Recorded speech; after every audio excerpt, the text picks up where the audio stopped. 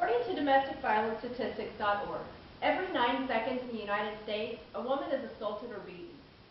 And approximately 1 out of every 3 women have been or will be physically or sexually abused at some point in their lifetime.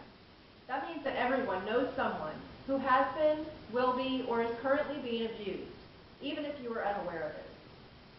Domestic abuse can happen to anyone of any age, race, social class, or religion. I myself was in an abusive relationship for over 11 years. I know what these victims are going through. Now, domestic abuse is any behavior used to dominate or control the other person in the relationship. And there are many warning signs that everyone can look for of abusive relationships. Domestic abuse is a vicious cycle that's very hard to break, but there are resources available to help victims. Now let's begin by examining what abuse consists of. My first main point is, according to domesticviolence.org, domestic abuse is behavior used by a person in a relationship to dominate or control the other person. Some examples of this are name-calling, intimidation, isolation from friends and family, and actual or threatened physical harm. There are several types of domestic abuse. The one that most people think of is physical abuse. This can include any kind of hitting, kicking, grabbing, pushing, anything physical, or even just the threat of physical violence.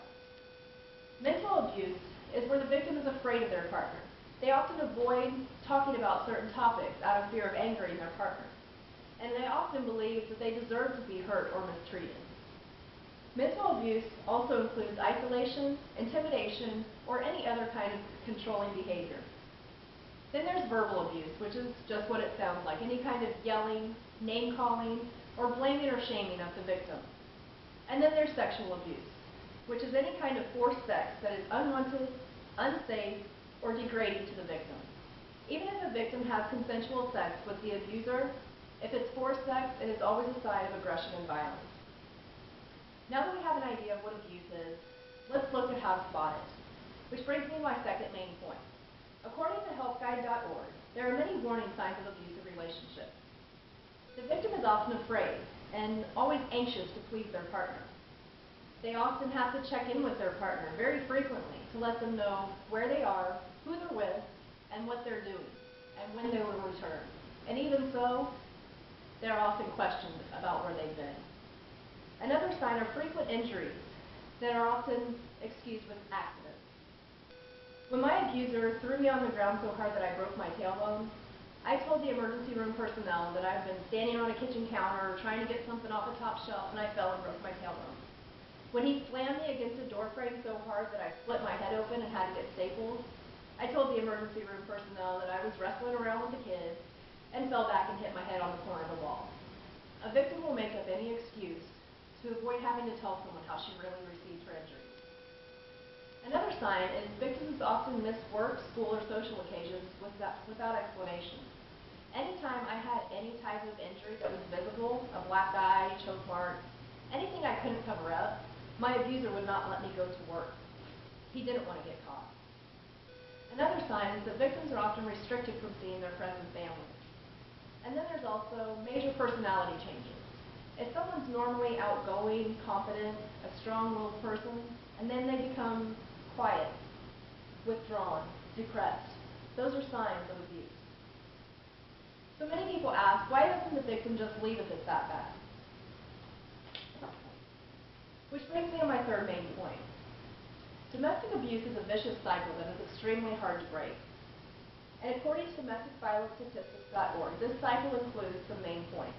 There's abuse, guilt, excuses, normal behavior, fantasy and planning, and setup.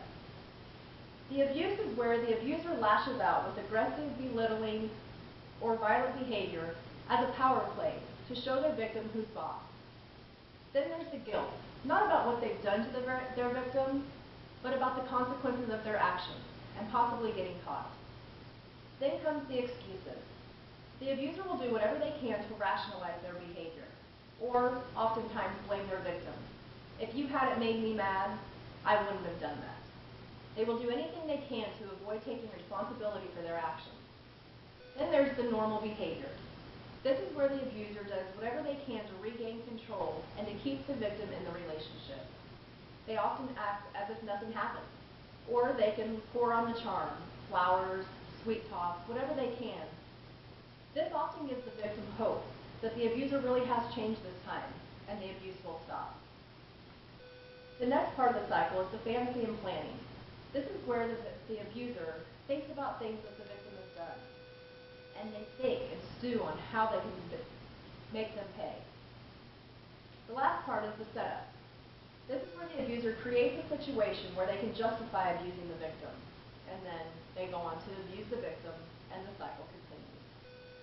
Once the victim is ready to leave an abusive relationship, they are not alone. Which brings me to my last main point. There are many resources available to help victims of domestic violence. The first one are battered women's shelters.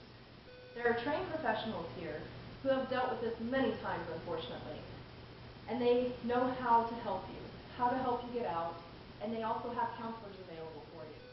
They offer this free of charge, and they can also refer you to legal counsel, where you can get assistance with assault and battery or divorce cases free of charge. They also have safe houses, where victims of domestic violence can go live temporarily if they have nowhere else to go until they get back on their feet. There's also domestic abuse hotlines, where they can also offer counseling and assistance. My most valuable resource were my friends and family. I left my abuser 5 times, and every time I left, they were there with open arms, willing to help me with whatever they could. They always let me know, even when I would go back and they disagreed with my decision, that they were there for me whenever I needed them. Now, if you know someone who's showing any of these signs of abuse, offer help. Don't judge them. Respect their decision, even if you don't agree with it. Just let them know whenever they're ready that you're there to help. So let's sum up what we have gone over today. Domestic abuse is a serious problem that affects not only the victims of these crimes, but our society as a whole. These are our mothers, our daughters, our sisters, and our friends. It affects everyone. With our awareness, we can help victims stand up for themselves and get out of these abusive relationships or avoid getting into them in the first place. So if you know someone who shows signs of abuse, let them know you are there and willing to help whenever they're ready. And if you are in an abusive relationship, take a stand and take back control of your life. No one deserves to be abused. No one. And I'm going to leave and say, nothing in life is worthwhile. In life is worthwhile. It doesn't come easy. But your life and happiness are definitely worth fighting for.